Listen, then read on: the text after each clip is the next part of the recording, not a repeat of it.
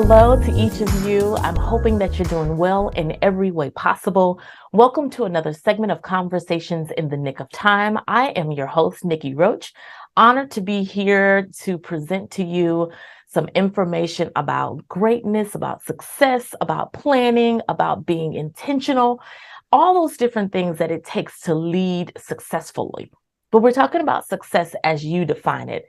Those who are new to this platform, we bring industry thought leaders and influencers from across all different industries to help you with leadership excellence, accidents, as well as equity. So all those different things bundled in one, we give you the opportunity to have some insight from individuals you may not necessarily cross paths with, or even be aware that they have a stance in the world, not just in your respected place, but in the world, influencing a number of different things to help us leverage where we are, but also where we're going.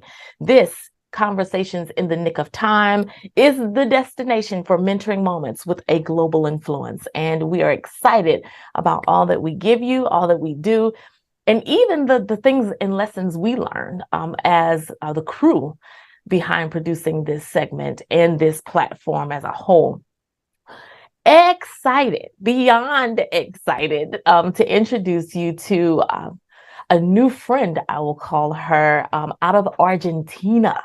Yes, Argentina, Miss Julia Rock. And she is an absolute amazing individual who in fact rocks, like seriously, because the work that she is doing right now to help individuals, specifically athletes, and that's those within the college space, within the professional space of athletics, across all sports, understanding that they don't have to get stuck or plateau within one space, but she's helping these individuals move from players to professionals, landing six-figure opportunities, helping them to develop their speaking, helping them to develop their gravitas, their presence off the field, so that life again can continue, but also afford them some new areas of success. And so she's here. She is the founder of Rock Career Development, where she provides career and leadership development. She's helped thousands of ambitious Black as well as persons of color break through career plateaus to secure six-figure and fulfilling opportunities off the field. She is a certified professional resume writer and a certified employment interview professional. Have you heard of such? I'm shocked, because I even wanted to know some of these questions that she'll get to in just a moment. Through her company, Rock Career Development, she now helps Black and persons of color, former and training athletes translate their existing skills into high-paying and in-demand careers. She has signature coaching methods. She just recently released a book, and I can go on and on and on. But ladies and gentlemen, I want to present to some and introduce to others, Miss Julia C. Rock. How are you? I'm doing well, Nikki. How are you doing? Thank you so much for having me today. Yes, it is an honor to have you here. Thank you so much. I know the time difference is a little different, but we've made time. And I understand that, there may be some background inviting music, which by this sounds because of the time difference, but we are just happy to have you here, and we will work through all of that. Thank you so much. I like the way that you put it, that some background tunes. I love it. Yeah. So tell us a little bit, like, how in the world, because I understand also you have a career in accounting, and there are a number of us meaning women, especially women of color, over the past couple of years who have transitioned out of our 9-to-5s and into our own companies, sole proprietorship, entrepreneurship, some collaborative opportunities. But you have made the decision to stay with your organization, to work a 9-to-5, so to speak, as well as put all this effort and yield success from your Rock career development firm. And that is not easy. What made you first decide I'm going to do both? Because for me, when it comes to the kind of the balance between the two, or do you have to pick one or the other? I'm a firm believer that your day job can fund your business before you get into, whether you're getting investments or you have other people coming in. When you have something to fund your business that you don't have to be beholden to someone else, it makes life easier. You can make better decisions for your business. And then for me to continue doing it, it's because I enjoy the work that I do from 9 to 5, right? So my background, my undergraduate degree is in finance, and then my graduate degree is in accounting. And so I actually like what I do. And I actually like being a leader and running a large organization. So, part of the reason I kept is like, I like what I do. And there's no need. I don't have to leave. And then what I have found is that when I made the pivot from coaching professionals to coaching athletes, and I decided to take a step back, I was able to do so in a thoughtful, peaceful way, because I wasn't worried about where is the money going to come from, what's going to happen without sales, what kind of desperation decisions do I need to make. It's like, hey, I can be thoughtful because I have a steady stream of income and I can make the right decisions that I need to, instead of just doing something because, hey, I've got to pay all the bills. And so for those reasons, I found that keeping both has been best for me. Yeah, and I'm glad you bring that up, because there was this angst, I would say, right before COVID that, and then once COVID hit, it was 2020. So we were, I can see clearly now with the 2020 vision. And we were leading. So African-American women were number one in launching LLCs and companies. And we were like leaving. And I, at one season of life, did that very exact thing. I left, went on sabbatical for 2 years, but that time it was planned. It wasn't just, I'm like, stop just leaving these jobs. You got to have a plan.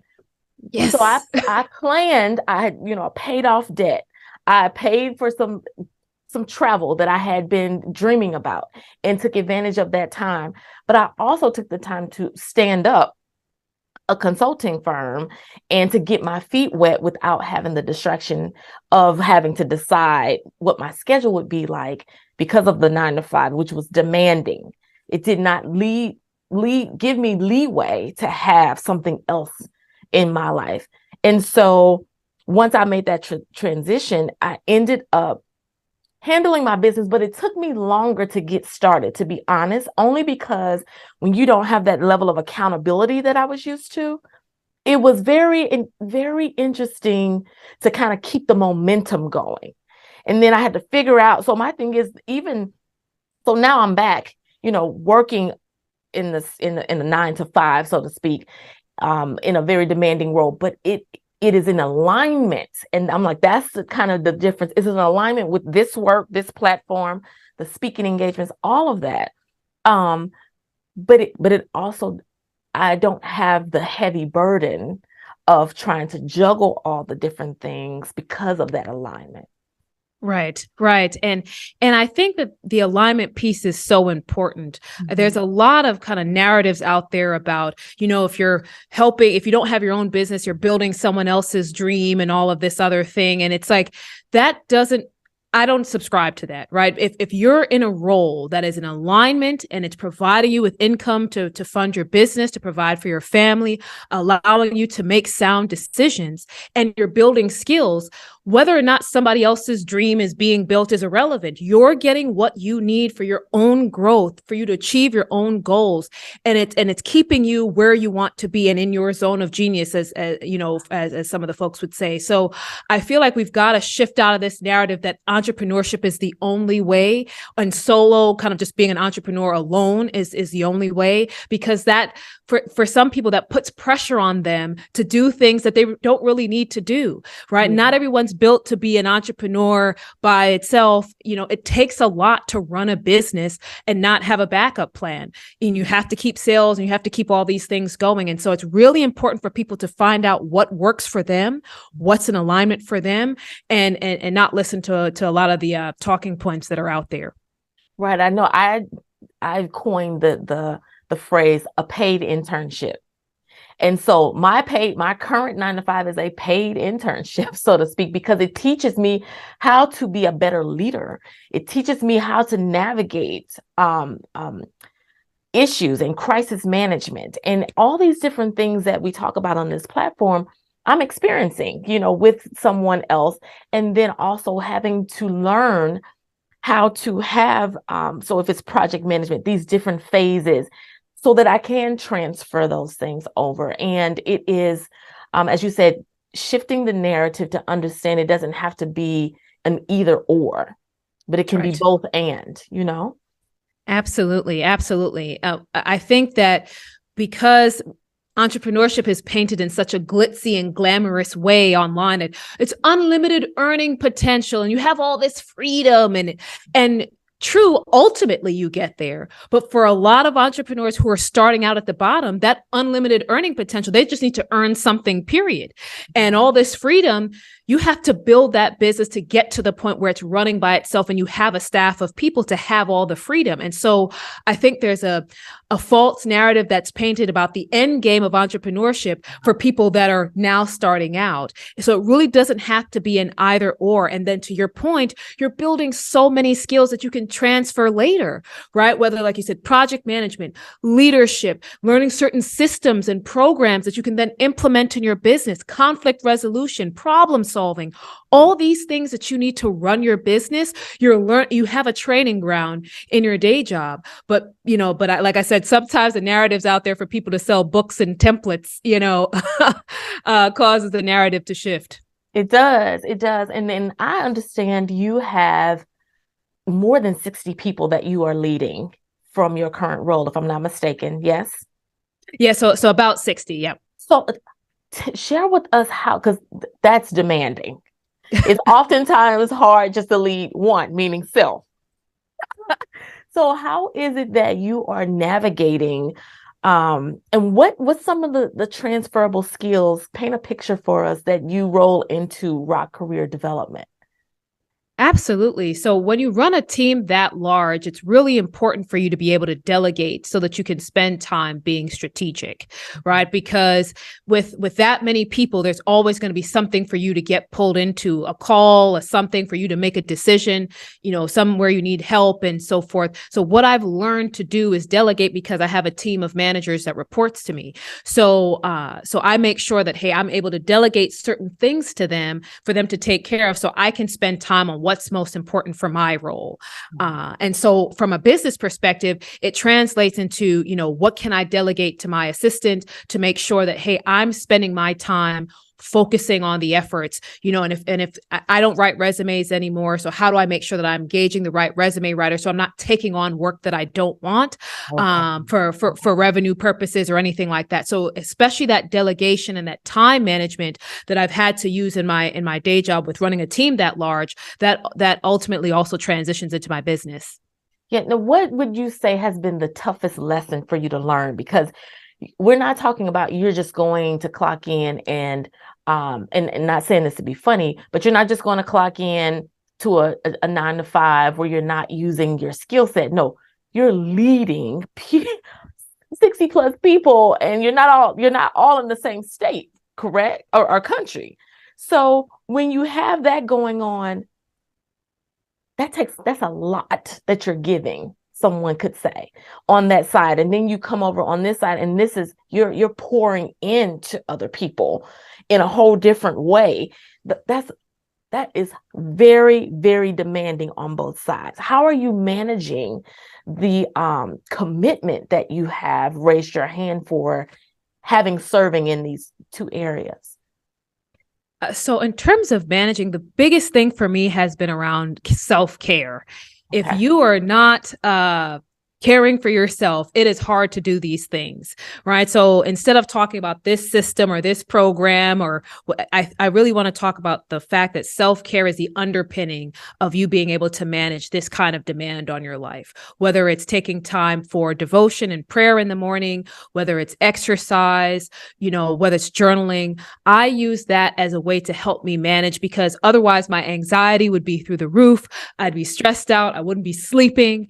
And so taking taking that time and saying, where's the separation? Where do I leave work? Where do I leave my business? And what's the time that I have for me? And that's really been essential for me to be able to manage between those two things.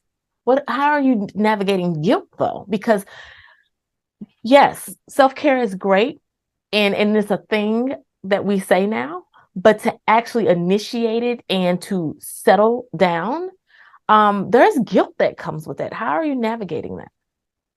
So when it comes to the guilt, because it's been a process, because when I was first getting into continuing to manage both, I was just like, am I shortchanging one side or am I shortchanging the other? But then I had to remember that I'm multifaceted. And if I'm giving the best that I believe I can give, then that's what's most important. So if I'm going to my job and I'm giving the best to my team, and I can be confident that that's what I've done. And then when I come to my business, hey, I'm giving the best, but I'm delegating where I need to be. That's how I'm navigating the guilt, is where am I giving my best? And I'm also making sure that I don't feel guilt because I'm trying to be a perfectionist, right? Because part of running your business is that you're trying to get everything perfect. And the same thing with running with running a team is that you have to be perfect on all fronts. Perfectionism is a myth. Right? That's not something that's attainable. And so giving myself some grace to know that, hey, mistakes are going to happen. You're not going to be perfect, but that's okay. That's part of your growth. That's part of your learning. That has also helped me to navigate some of that guilt as well, as just get out of the perfectionism. You can't, achieve success if perfection is what you're chasing. You've got to let some of that go. Yeah. Now your strategy for letting go when it comes to the demand of your work, and not necessarily on your 9 to 5, but in your Rock career development firm, understanding that it's your baby, it's your vision, and you know how we can get. We want to hold on to every part of the operations, but understanding it can't grow if we don't let some of it go. That's right. How have you positioned yourself? And what's so funny, so I have these words that come to me as I'm researching each the guest. And for you, the word position resonated with me. And position, a place where someone or something is located or has been put. A particular way in which someone or something is placed or arranged. So how are you positioning yourself to let some of it go, to release some of it, because you cannot do all this by yourself? Yeah, and I'll be honest, part of what helped me to position was getting a coach. Wait. You are a coach, but you got a coach. I sure did. A few years ago, I got a coach to help me from a business perspective, because that was a hurdle that I had gotten to. And I realized it's like, okay, I do probably need to let some of this go. But the coach was able to really help me to think about how to let go and let go effectively, and not feel guilty about letting go, not feeling guilty about spending the money on getting help or outsourcing some of the work. So that's one of the big things I tell people: get help, whether it's a coach, whether it's a whatever. You can't do all things. You don't have to be superwoman. You don't have to be a one-stop shop. That's something that will keep us perpetually burnt out with nothing left for ourselves or our families. And so getting the coach really helped me to think about, what can you let go, which would still allow you to do what you are good at and what you enjoy doing in your business. And so for me, a lot of it was the administrative tasks of trying to keep up with all the clients and the emails and the so on, trying to do that and still serve the clients that had gotten to be too much for me. And so being able to let that go and say, okay, so now I can spend more time on my craft and helping others and learning more and adapting to the changing trends. But yeah, it started with getting some help, doing that introspection, and then getting the help from the coach. Oh my gosh. So, I mean, there's like nervousness. You know how this is when we are like, this is our baby. Can this person do and produce and streamline and deliver to my level of expectation? I think that comes down to communication, and honest communication. But the handoff, do you know how nervous? Like, because it is Yes, because now you are tapping into someone having to also be closer, because a lot of times we do try to guard what that vision is to make sure that we're producing. But I've learned and continuing to learn there is nothing new under the sun. It's just our fingerprint that kind of changes the dynamics of certain things and our lived experience. But having someone around to delegate to, it does matter. I know even for myself, I had reached a point last, in the previous year that I had gotten as far as I could by myself, but I was still trying to navigate it. But I, like you, did not want to leave my 9 to 5. I really, really like my 9 to 5. And until something comes along to where it's like, okay, it is time to end because I cannot pull this off, then I'll pivot, I'll shift. But in that, I realized I'm not letting this go. But yet I have all these things going on that's blossoming with the media side of things. You can't do all of this. But it wasn't even that I had to seek out, because this comes down to the relationships. And I will pivot right into that. Having the right relationships around and telling the right people just a little bit about where things are going, where you're trying to jump some hurdles, where there are some barriers, where there's some opportunities, all those different things. And the help came. But it was hard for me to accept the help. This is why I'm talking about that. So how is it that you have brought in individuals to help assist you in this dream and the expansion of Rock? So that's the thing. We have to be willing to accept the help, which is what you just mentioned, right? Because even with when I brought my assistant in to help me, I was still like, how much do I give her? And it was a mental process, but then I had to remember the only way for me to grow and to achieve the vision for Rock Career Development, I have to let this go. She came to me with a certain skill set that I was looking for. So it's like, okay, if she has a skill set that you were specifically looking for, why are you not letting her use her skill set? You've got a skill set over here that you should be putting to work, but you're still trying to do this stuff over here that someone else is more skilled in. And the same thing happened when I had the team of resume writers. Initially I was just like, well, what if they don't write the resumes as well as I would like? Yep. But then, the way that I thought about it is Nike, they produce apparel, they produce shoes. Yeah, I'm a big sneakerhead, so I use a lot of Nike references.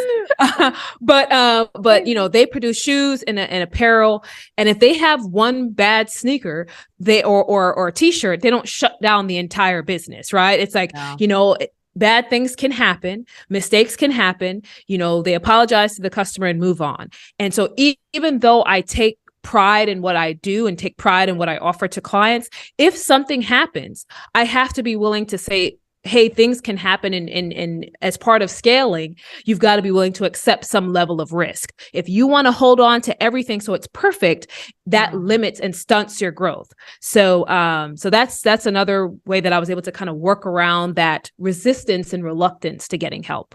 So do you think that it comes to a point where good is good enough instead of just seeking and pursuing this space of excellence and perfection? I think that there's a difference between excellence and perfection as well, right? Because perfectionism is this ungettable get where it's flawless. There's never an issue. You can still be excellent and make a mistake. You can still be excellent and stumble. And so that's what I had to tell myself, that just because I have a stumble or a misstep, that doesn't mean that I'm no longer at an excellent performing level. And I think how we talk to ourselves and how we look at ourselves in the mirror is so important, because as soon as we make any mistake at all, we drop ourselves and say, man, I'm barely making it. I'm struggling. I'm just good. I'm not even what I'm supposed to be. And we have all this imposter syndrome, but you can still be excellent and still be killing it and have stumbles from time to time, because we're human beings. We're not machines. We're not robots. We're not superheroes. We're human beings. Yeah. What do you wish you had known even a year ago that you know now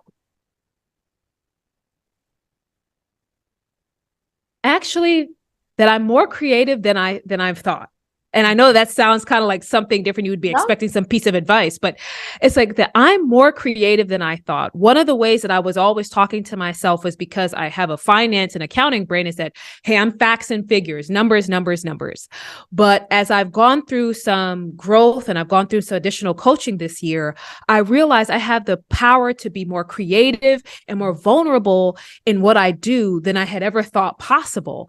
And that's a powerful nugget for me, because I'm like, that can amplify the work that I do times 10. Mm-hmm. And so I wish I had tapped into that creativity a year ago, but how we speak to ourselves and how we think about ourselves makes a huge difference in our output. Right. And I'm happy you brought that up, because often we can find ourselves in this comparison space, because many of us are birthing ideas, are birthing companies, are birthing partnerships and collaborations. And so you can get to the point to where it's like, oh my gosh, no matter where you are in the world, because you're in a whole different part of the world than I am, but it's like, oh my gosh, here's another person. And I'm just going to, we deal with truth on here, on this platform. Here's another person doing career development. Here's another person doing, helping people transition. But as I always say, one, the world is our playground, and there's not enough of us to even satisfy the need in the world. But then we all bring our own different thing. And I think our lived experiences impact how we deliver and how we show up in this space of excellence. So with all of that, how do you stay centered to understand that Rock Career Development is making just as much noise as a John Maxwell, when you put it out there like that, like we on our way, like we got this. What keeps you centered and grounded around that? That this is my God-given purpose. Yeah. All right. So it doesn't matter that someone else out here is getting it and they're making noise and I've seen the impact that my work has had on people's lives. I hear how God continues to direct me and how he helps me to minister to people through my business. That's the way that, people have ministries of preaching and stuff. That's not my lane, but my ministry is to help people to live their best professional lives and achieve their potential from a career perspective. And so it doesn't matter what anybody else is doing. Nobody is me.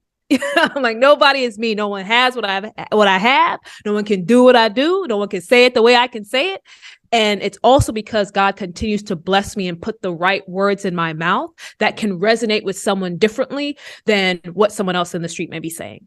Yeah. And then you pivoted a couple times to where you have now niched all the way down, and you have identified a specific population in which you are serving. How did that come about? Yeah, so it's interesting because I had been coaching professionals for a long time, officially since 2013. And then in 2021, I was still coaching professionals, and one of my clients, her brother was a basketball player overseas, and then he was going to be returning home and was going to need a new career opportunity. And so she reached out to me and said, "Hey, I know that this may not be your lane, but would you be willing to help my brother through the career process so that he could find a new opportunity?" I said, "Well, I've never coached athletes before, but we're going to give it a go." Right? I like sports; it kind of works well, and so he and I worked together, because someone who's coming from overseas playing and someone who's played basketball their whole lives, they haven't really had to do resumes, interview prep, salary negotiation, none of that. And so we were able to work through all of that together, and he got an opportunity. And so I was excited for him, but then I had to think, okay, he can't be the only athlete who is in need of this service, right? Because if everyone's been playing sports their whole lives, who's been nurturing that other side of them so that when they're ready to exit their sport, that they have a fallback plan, that they can go and pursue a career opportunity, because not everybody has gazillion-dollar endorsements that they can live on for the rest of their lives, right? So for the people who have to earn an income now, what is the opportunity for them? And so that's really how I got into that, was seeing a need in the marketplace and wanting to fill that need. I love it. Because and going back to the word positioned, a place where someone or something is located or has been put.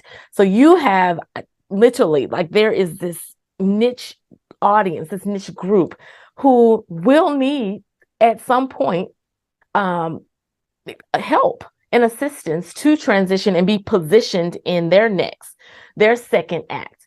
And it's very much a lesson I'm hoping that individuals are hearing as you're talking.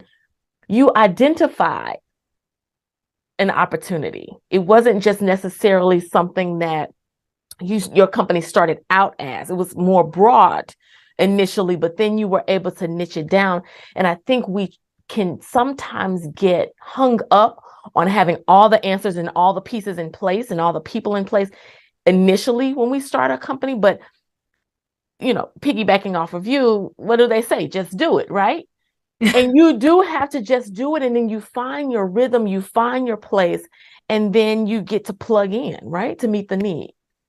Absolutely. Absolutely. When I think about business, I think of the analogy that, you are not a tree, you can move, right? So you can start out doing one thing. You can start out with your business being broad. You can start out in one industry, but as you learn more, as you grow, as you yourself find different alignment, you can go ahead and shift and find the niche that you can best serve and that needs what you have, right? And if after a while you're like, hey, you know what, this doesn't feel the same. It's not bringing me joy. I don't feel like I'm reaching the clients the way that I want to. You can take a step back, you can pivot and do something else. And so I want folks to get out of the habit of being beholden to something just because they've been doing it, because that'll keep you in a business or in a job or in a situation in life that no longer serves you, and you're no longer serving as well. And so you're not a tree. You can move. Yeah. Whenever you're ready, you can move. Oh my God, this is such rich conversation. Those who are just tuning in, you are listening to Conversations in the Nick of Time, the platform where we talk about leadership excellence, accidents, and equity. Our guest today, Ms. Julia C. Rock, joining us from Argentina, talking about her transition in regards to putting people in position through her company, Rock Career Development, her firm. And she is absolutely on point with these tips. And I know that you're getting some information that you needed in the nick of time.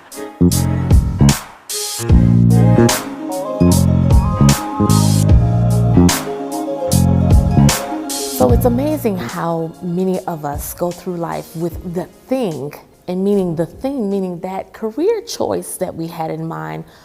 Long gone are the days where you have to just pick one.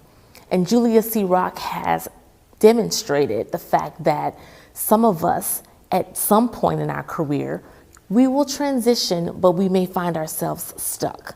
So she's been talking about ways to get unstuck, but then also this whole idea that we don't have to shift from being an employee with a 9-to-5, so to speak, but also it could be both and, because you can launch your own business as well as get something that is a dream of yours off the ground. Both and, not either or. That was just revolutionary to me, because at one point of time, that was a decision that I had to make, and I decided to go back so that I can get unstuck, to feed both of these pieces of me, which is the analytical part, but then also the creative part of me.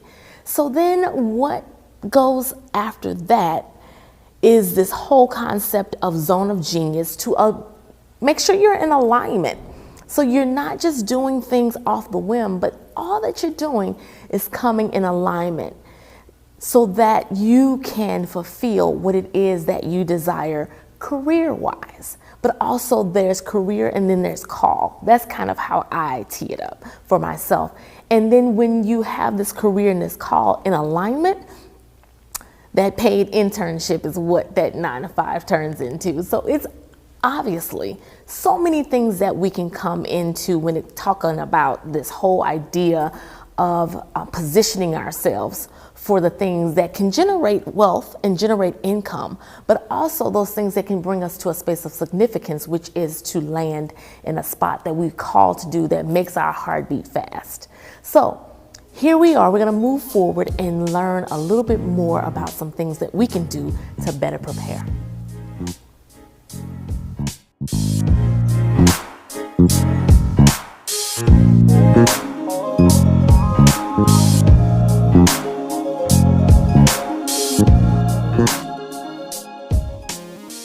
There's a number of articles, those who Google Julia C. Rock, that you will find with amazing, useful tips and strategies, as well as a new book that has come out, which we'll talk about in just a moment.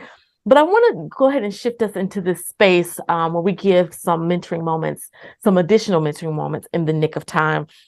There's an article that was on Forbes.com this year, and it says, "Hit the mid-career plateau, 10 ways to get unstuck." And this is by Caroline Sinisa Levine, and she's a senior contributor to Forbes. And just a few of the things that they mention: clarify what you want next, identify your gaps, enroll your manager's support, get company support, tap your broader network, go back to school or some level of professional development, develop your leadership skills, develop your negotiation skills, start a side gig, or get another job. So those are the high level items that they listed to get unstuck. Which one of those resonates with you? Can I pick two? Yes. All right. So one would be clarify what you want next.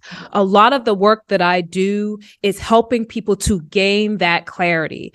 The reason why people amble along in their careers without firm direction, or they find themselves getting stuck, is because they never took the time to take a step back to say, what do I actually want? What do I enjoy doing? What does success look like for me? You know, they got a degree and they've stayed in that career field forever and ever, never looking back, and they wonder why they feel unfulfilled, or they're struggling, or they feel stuck. So first, clarify what you want so that you can have an intentional direction with your job search. And then the second one is tapping into your broader network. You know, in the book, we'll talk about, but that's what I write about in my portion of the book, is the power of networking and leveraging your network. I think, you know, people talk about, you know, wanting to do things on their own and want to grind it out and hustle. And it's like, that's a terrible idea. If you don't have to grind it out by yourself, if you don't have to, why do it? If there are people who are around in your support system and your network who can open up a door for you, a door that you may never have been able to get to on your own, you know, lean into that. There are people who in your network who want to help you. And so, you know, continuing to nurture those relationships, engage with people, and be transparent and vulnerable with people. If you need a job, this is not the time to say, yeah, things are going really well, life is great. This is not the time to say that. You can talk to people and say, hey, listen, I'm actually in a space of transition right now. I'm looking for a new opportunity. I know that you're in XYZ field, and this is some place that I've been looking. Do you think you may be able to help me? Most people in your network, if they're trusted folks, will say, absolutely. Let me see who I can get you on the phone with. If I can get you a meeting, let me send an email, something. Tapping into your network. I mean, this is your network can bring you more than any course, any template, any coach. Your network can bring you more than any of that. So tapping into your network is really a cheat code. Yeah. I love the clarity part, because I think even as whether it's you transitioning from one employer to another employer, or from an employer to now my entrepreneurial endeavors, you know, that the mix, whatever the mix is, I found that clarity is like the barrier, the roadblock, to the pothole to even moving forward. Absolutely. Even for myself, I had to understand, like, what does success, and that's why I say live out success as you define it. Most of us can't even define what that is. Like, and I don't mean like names in lights, face plastered on billboards. No. What does a day of success, of victory look like? And get granular with it. Because Absolutely. We can still get stuck in this hype, you know, this hype, And, we won't even get into, that's why I tell people, limit your time on social media because you can get so lost. You can get so lost because people are reporting what worked but they don't share the behind the scene grind or the fact that you've been trying to get this client or this opportunity for the last 2 years. Yes, I have it today and I can celebrate that, but we don't share that and we don't see that part. So this clarity, it's so important, and especially for folks who may also be on the career side. There's this 6-figure job, and if I get this 6-figure job, I've made it. I'm a success. And when you think about it, when you get at kind of a 6-figure position, you never know what the stress is that comes with that, the amount of work, the amount of time that may be taken away from you and your family. Yep. And it's not 9 to 5.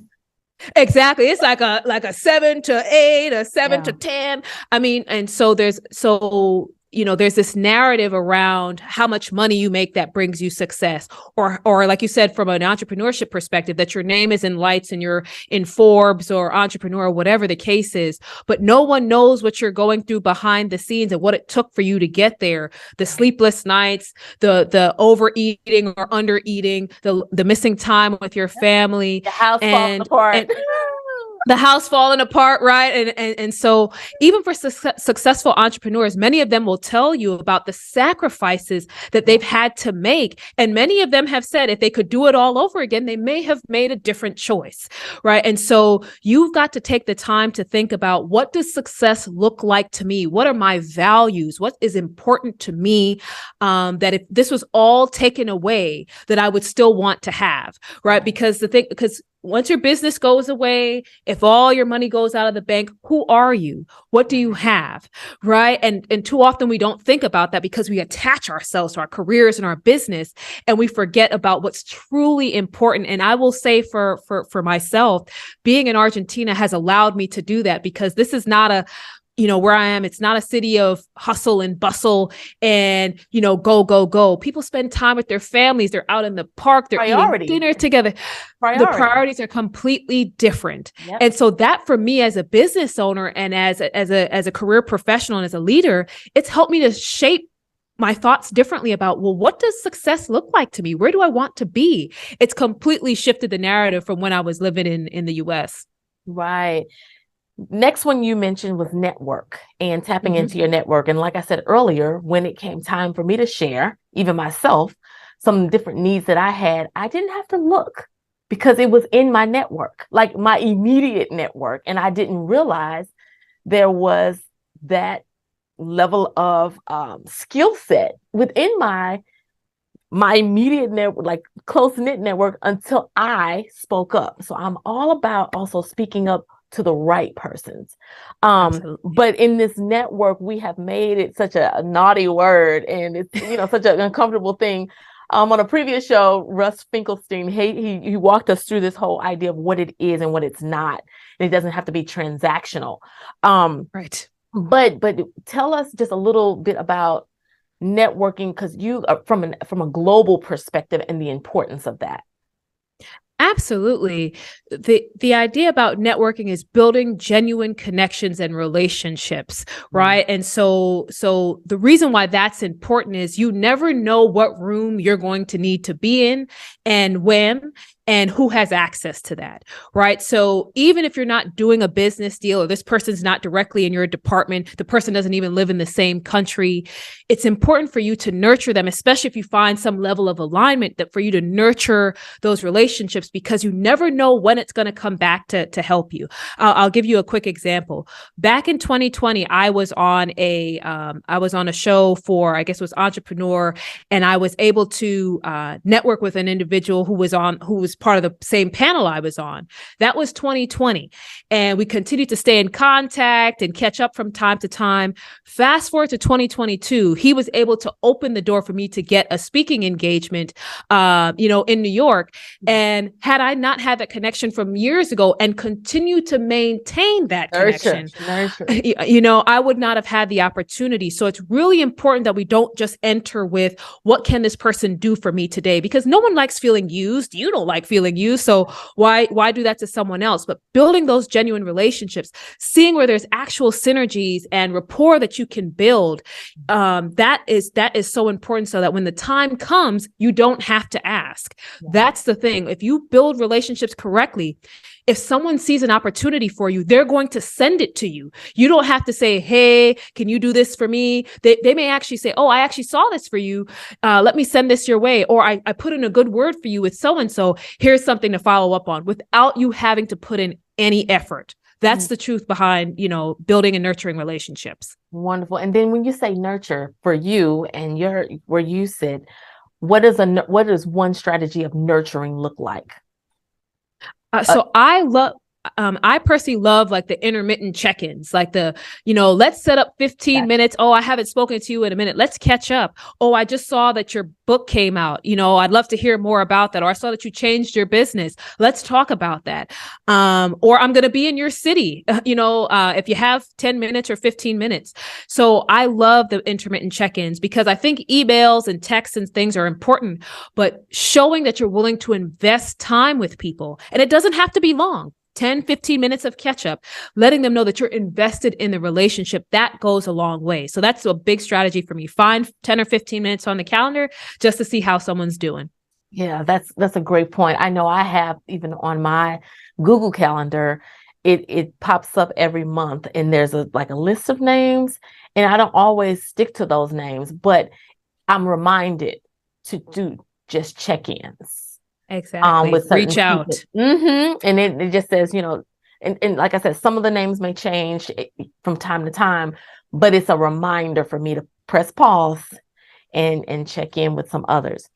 Now, you are a certified resume writer, and yes, you help in that space. Top 3 things that we need to consider when we are before we submit a resume.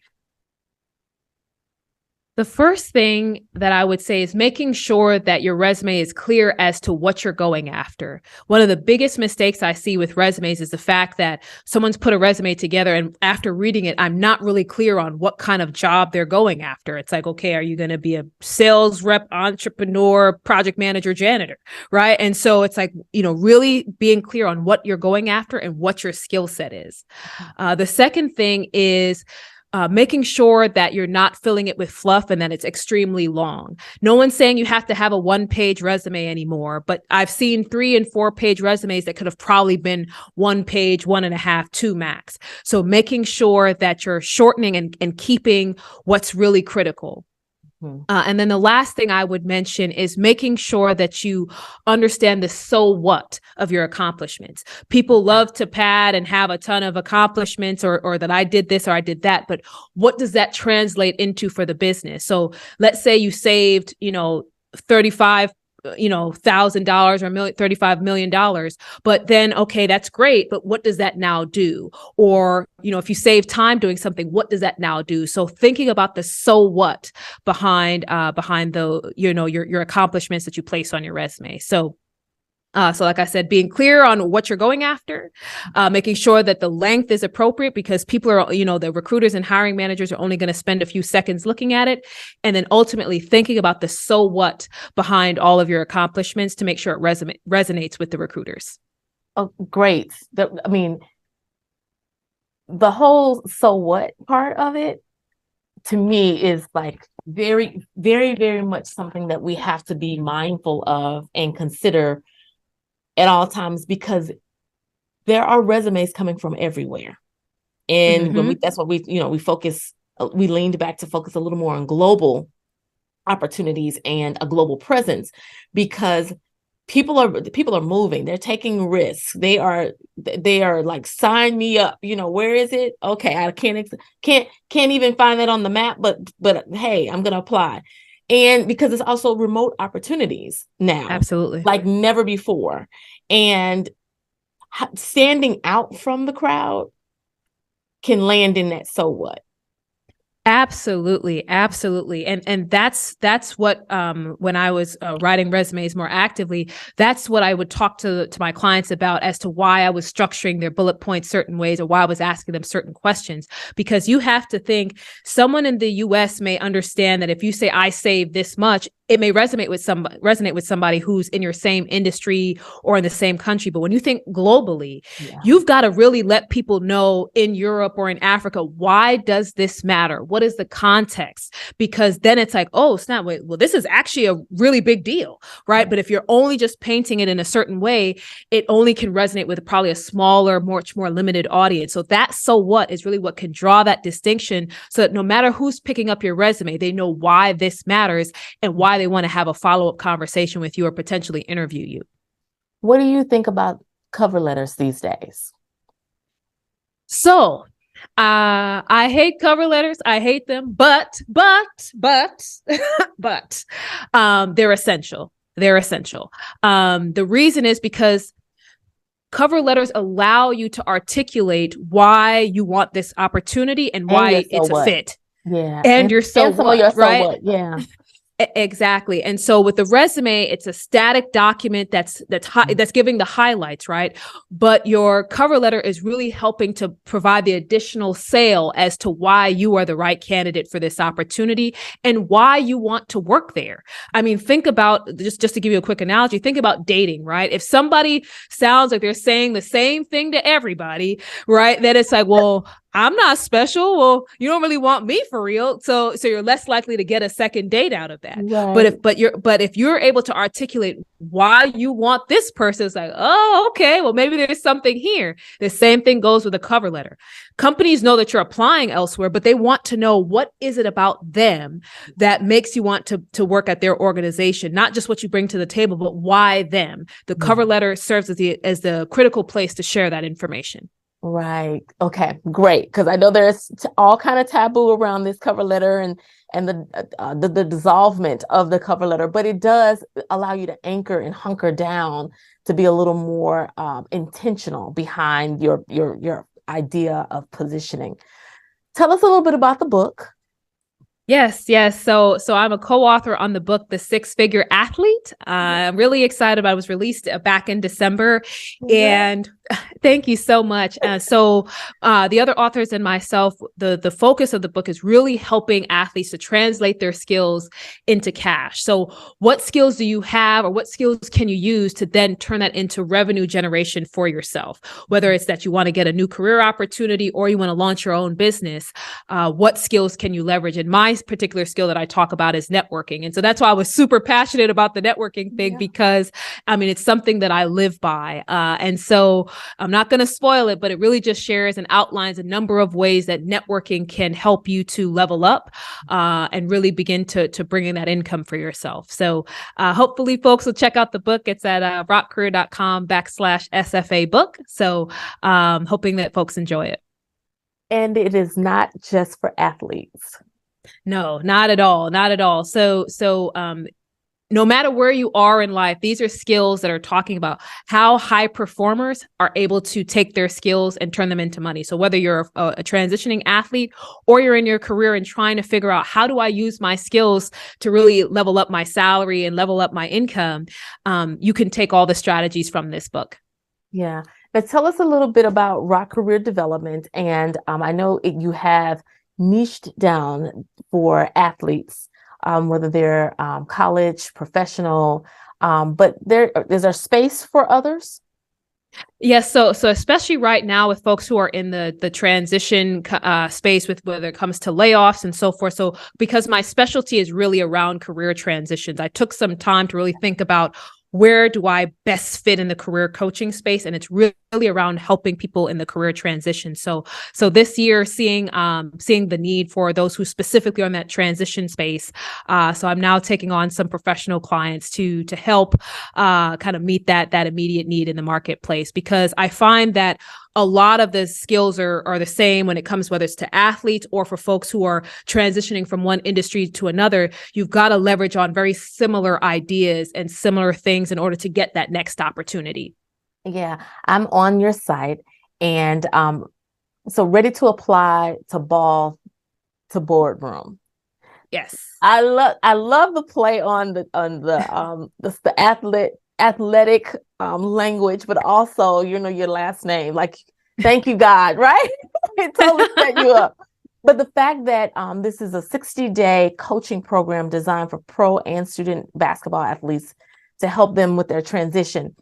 What is so interesting, there is so many transferable analogies and strategies around just sports, whether you're into sports or not, that the average person can adapt and learn. Because me, I ran track, but I'm not like an athlete necessarily, but I'm into sports, but I'm able to visualize some of those things in which happen on the court, and the intentionality of positioning and knowing what position you play to make the success happen.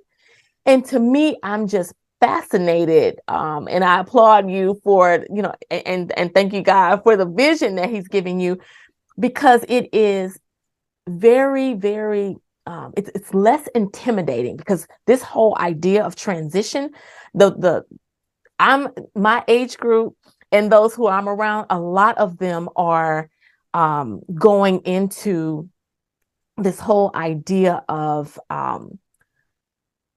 their second act and what happens next. And so with that, it is just very, very interesting how we're showing up and the language we're using, the tools that we're tapping into, all of that is like, wow. Tell us where we can find you and learn more. Absolutely. So you can visit my website, which is www.rockcareer.com. rockcareer.com. And then if you want to follow me personally and see some of my tips, you can follow me at the Julia Rock on Facebook, Instagram, and Twitter. And then if you want to follow my business, it's at Rock Career on Facebook, Instagram, and Twitter. I know something's been said and you've been able to glean from the expertise of Miss Julia to position yourself for your next. Thanks to each of our sponsors. We love you. We appreciate you so much. And thank you for believing in this platform the more. I want to thank you as well for your continued support. Now go and be great, give time, and take time.